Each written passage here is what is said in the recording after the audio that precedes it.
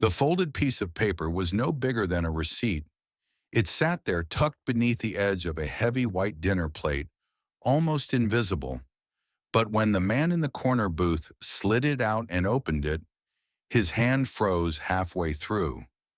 The sound of the diner faded, the clinking of forks, the low hum of conversation, the sizzling from the kitchen.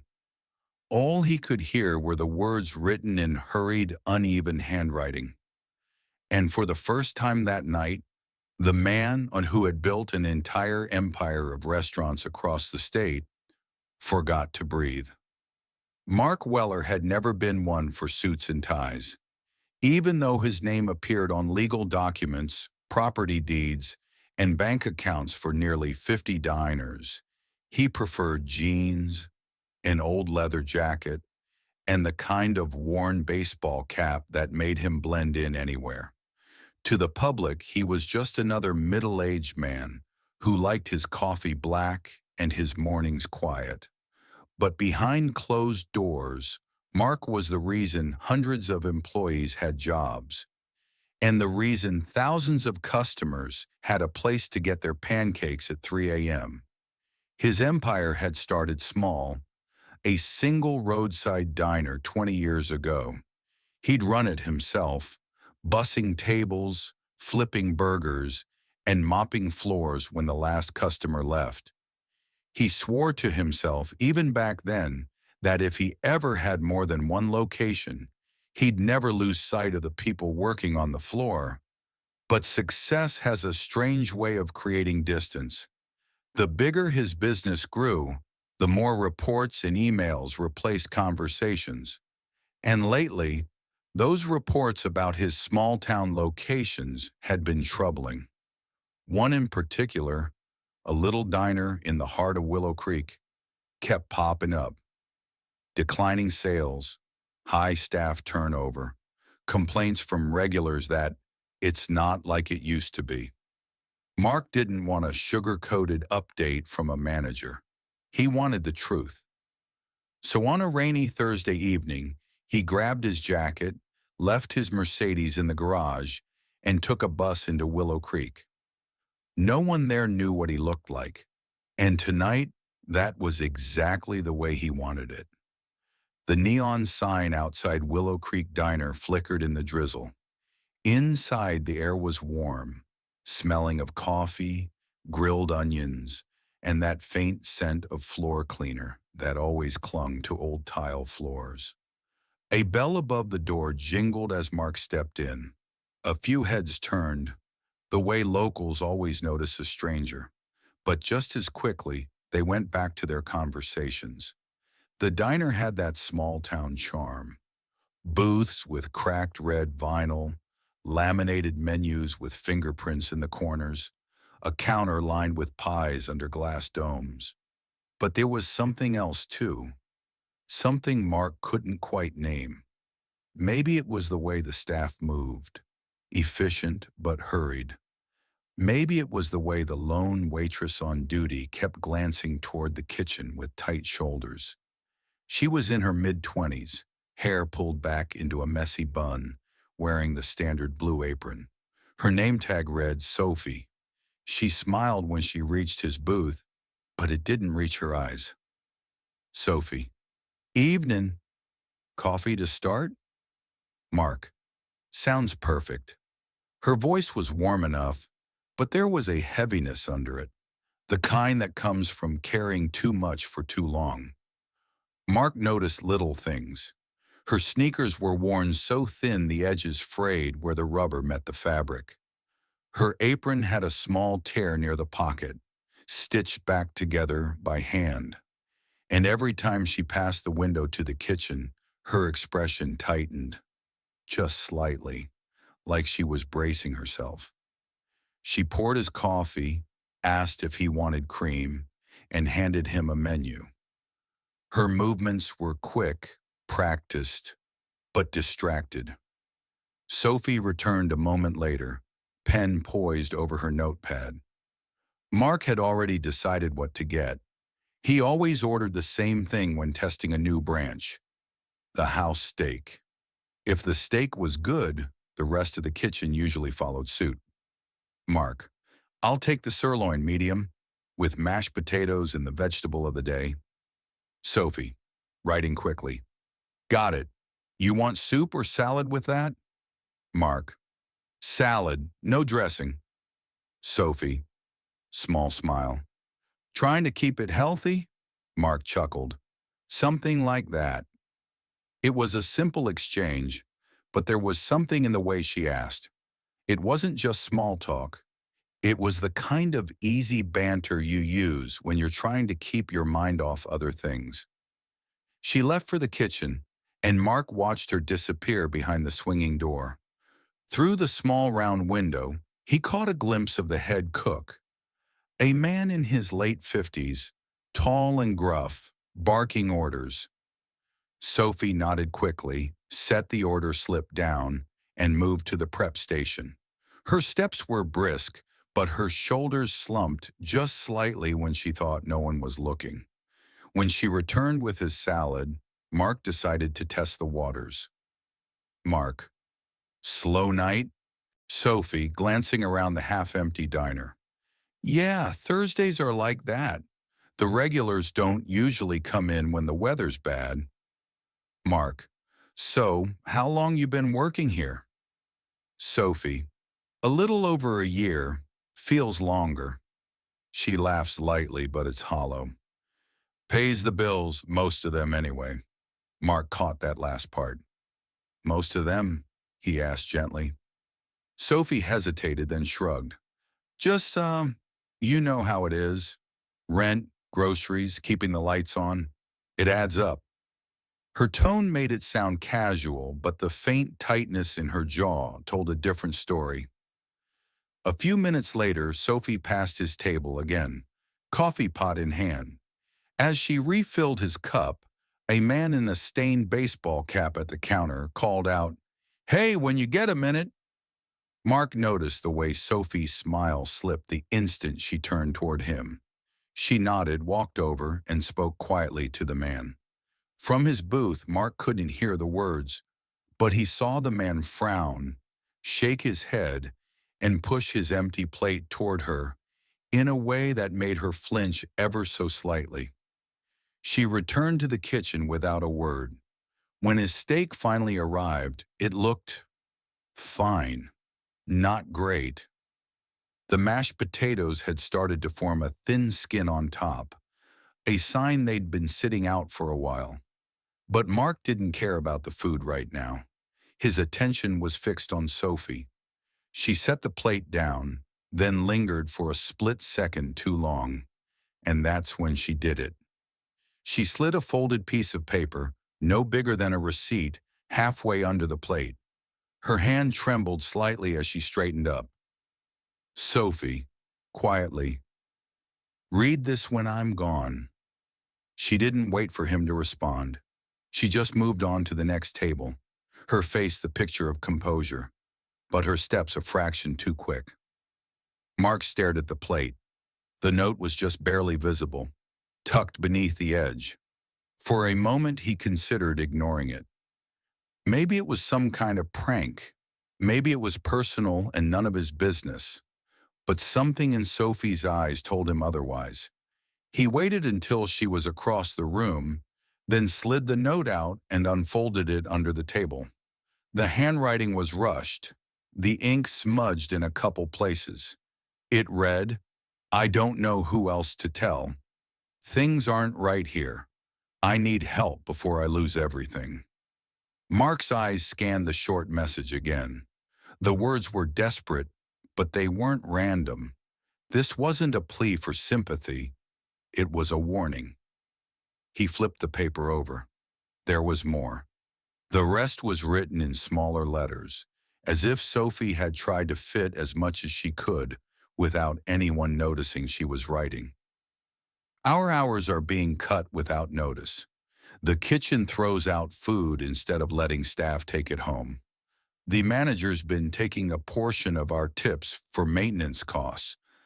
I can't cover rent this month. My little brother's only 9. We have nowhere to go if I lose this job. The paper trembled slightly in Mark's hands.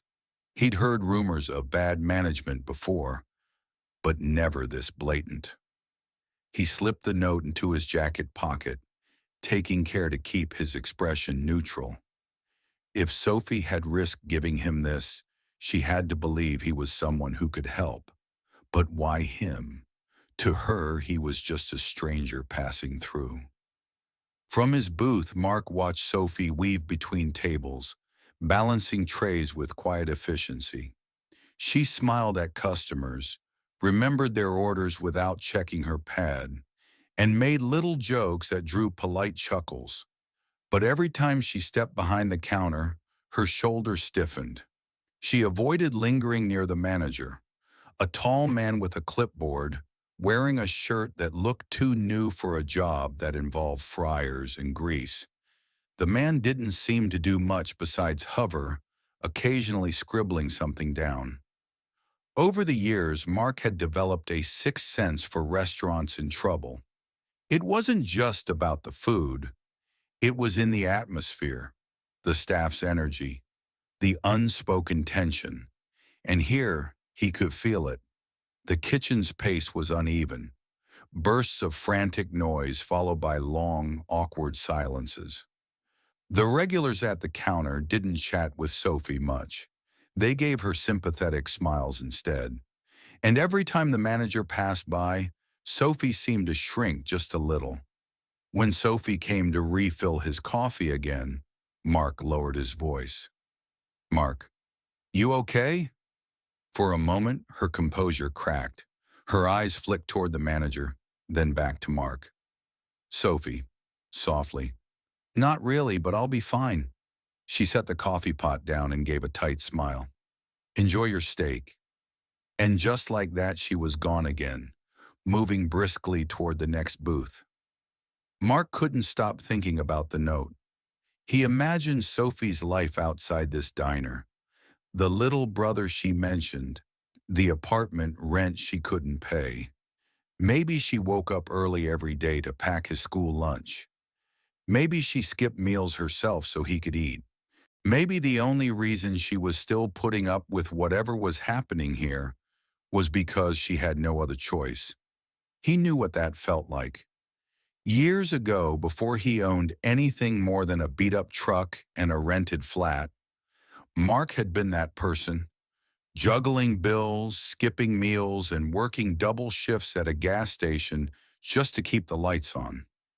That's why this note hit harder than any corporate report ever could, because it wasn't just about a failing diner. It was about people. And right now, one of his own employees was slipping through the cracks. He glanced at the clock. It was just past 8 p.m. The diner would close in 2 hours. Mark knew he had two choices. One, leave quietly, call corporate in the morning, and deal with the problem from a distance. Two, handle it here, tonight, before Sophie went home wondering if her message had been wasted. The second option felt risky, but so had starting his first diner 20 years ago. Mark didn't rush his steak. He took small bites, sipped his coffee, and kept his eyes on the flow of the diner. He knew better than to stir trouble in the middle of a dinner rush. By 9:30, the place had thinned out. Only two booths remained occupied, a young couple sharing a slice of pie and an older man nursing his third cup of coffee. Sophie wiped down the counter, glancing at the clock. Her movements were slower now, exhaustion showing through the practiced motions. The manager emerged from the kitchen, muttered something to the cook, and began checking receipts. Sophie approached Mark's booth with the bill, sliding it onto the table. "Sophie, take your time, no rush." Mark pulled out cash, enough to cover the meal and a generous tip, but he also slid the note back across to her, folded once. "Mark," quietly. "I read it." Her eyes widened slightly, but she didn't speak. Instead, she tucked the paper quickly into her apron and walked away, her face unreadable. By 10 p.m., the couple had left. The older man at the counter finished his coffee and wandered out into the rainy night. Mark stayed put, pretending to read the local paper from a rack by the door. Sophie began stacking chairs on tables, her movements automatic. The manager disappeared into the back office. When she walked past his booth again, Mark spoke just loud enough for her to hear. "Mark, I need 5 minutes. Outside." She froze for half a second, then gave a barely noticeable nod and continued toward the kitchen. The rain had slowed to a drizzle by the time Sophie stepped out the side door, pulling her apron off. She looked around, clearly nervous. "Sophie, listen, if this is about the note..." "Mark, it is." He stepped closer, his tone calm but firm. "Mark, I own this diner, Sophie." Her eyes went wide, then narrowed with disbelief. "Sophie, no you don't. The owner's some big corporate guy. Lives in the city." Mark, half smile. "That's what people say. And they're right.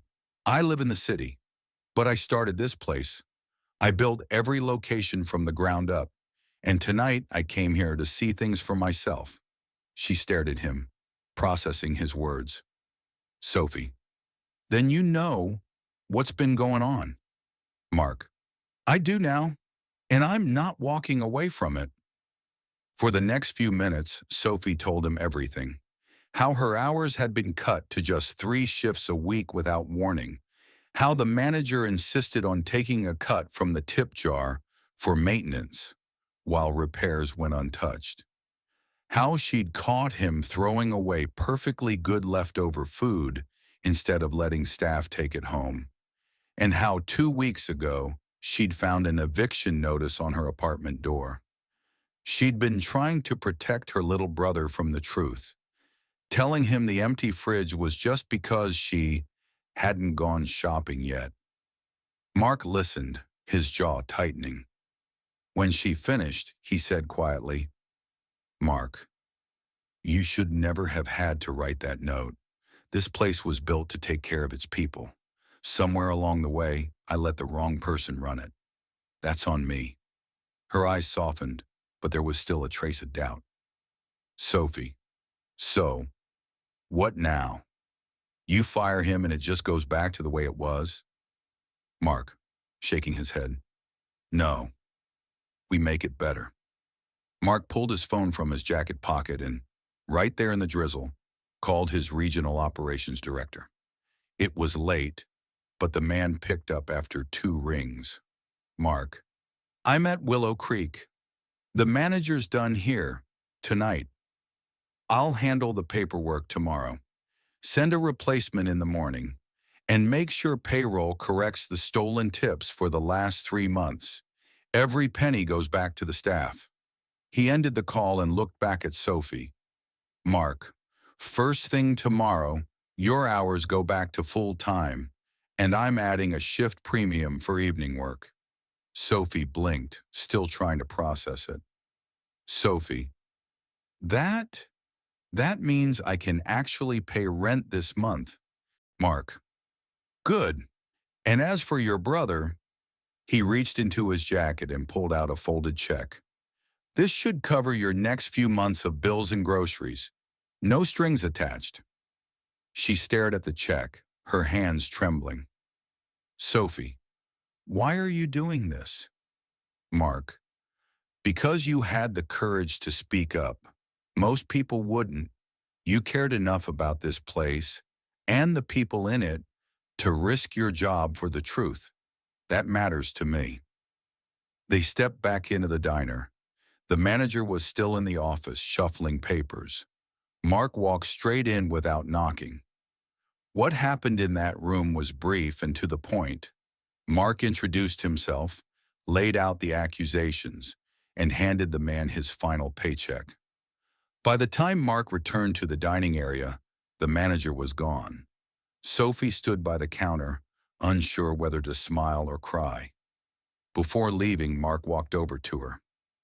"Mark, from now on, if something's wrong, you don't need a note. You call me directly. He scribbled his personal number on the back of a business card and slid it across the counter. Sophie took it carefully, like it might vanish if she blinked. Sophie, I didn't think anyone cared. Mark, pausing, looking her in the eye. I didn't think anyone would be brave enough to tell me the truth. 2 months later, Willow Creek Diner was busier than it had been in years. Word spread fast in a small town. The new manager treated staff well, portions were bigger, and Sophie's smile was finally genuine. On Saturdays, her little brother would sit in a corner booth doing homework, a chocolate milkshake by his side. And every time Mark visited, he'd see Sophie laughing with customers, her apron pocket free of crumpled, desperate notes. Sometimes the smallest piece of paper can change everything, and sometimes the person you think is just passing through is the one who's been looking out for you all along.